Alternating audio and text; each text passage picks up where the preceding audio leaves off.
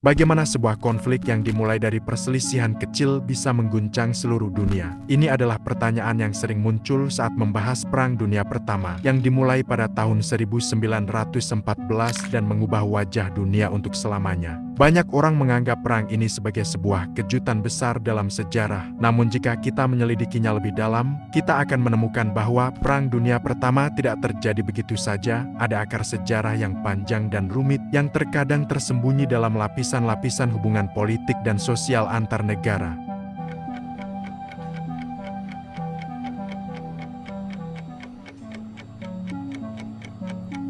Penyebab langsung yang memicu pecahnya perang adalah pembunuhan Archduke Franz Ferdinand dari Austria-Hungaria dan istrinya, Sophie, pada 28 Juni tahun 1914 di Sarajevo, ibu kota Bosnia.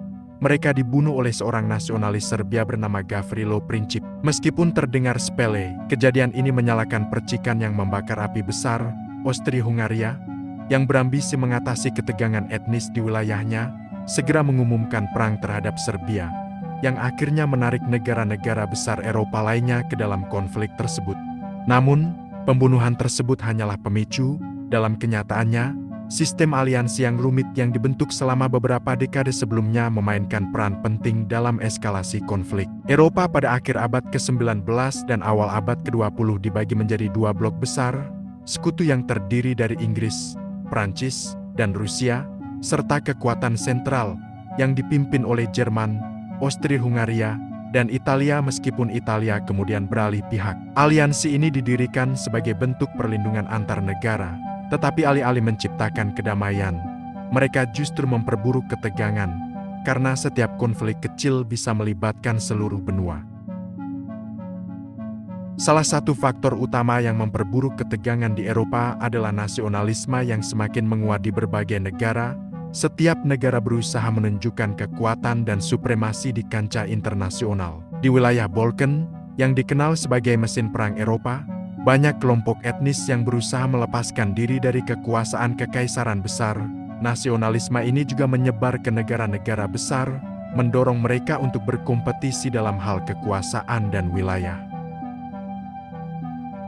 Selain nasionalisme, ada juga faktor imperialisme yang mendorong negara-negara besar untuk merebut lebih banyak wilayah di luar Eropa, perang untuk mendapatkan wilayah kolonial di Afrika dan Asia, serta persaingan antara Inggris dan Jerman atas kekuatan maritim, memperburuk ketegangan antar negara. Negara-negara besar Eropa berlomba untuk memperoleh sumber daya alam dan pasar baru, sementara negara-negara seperti Jerman merasa tertinggal dalam pembagian wilayah kekuasaan tersebut. Salah satu akar utama yang mendorong Perang Dunia Pertama adalah militerisme. Negara-negara besar Eropa terobsesi dengan persaingan militer.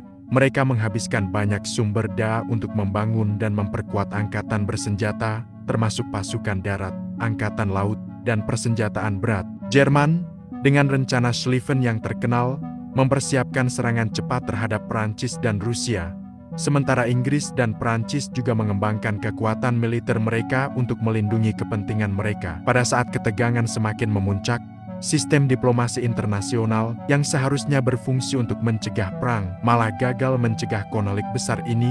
Meskipun berbagai upaya diplomatik dilakukan untuk meredakan ketegangan, kegagalan perjanjian-perjanjian damai dan diplomasi terbukti tidak cukup kuat untuk menghentikan gelombang perang yang sedang bergulung. Negara-negara besar lebih memilih menggunakan kekuatan militer untuk menyelesaikan masalah daripada melakukan perundingan. Perang Dunia Pertama memengaruhi hampir setiap aspek kehidupan di dunia.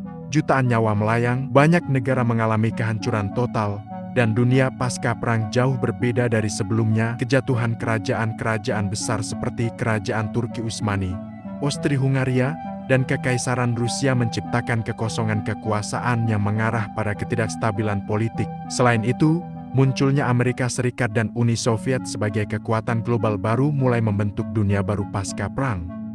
Meskipun Perang Dunia Pertama diakhiri dengan Perjanjian Versailles pada 1919, ketidakpuasan dan ketegangan yang ditinggalkan oleh perjanjian tersebut akhirnya menjadi salah satu penyebab langsung Perang Dunia Kedua. Jerman, yang merasa diperlakukan tidak adil oleh perjanjian damai, mulai bangkit kembali di bawah kepemimpinan Adolf Hitler.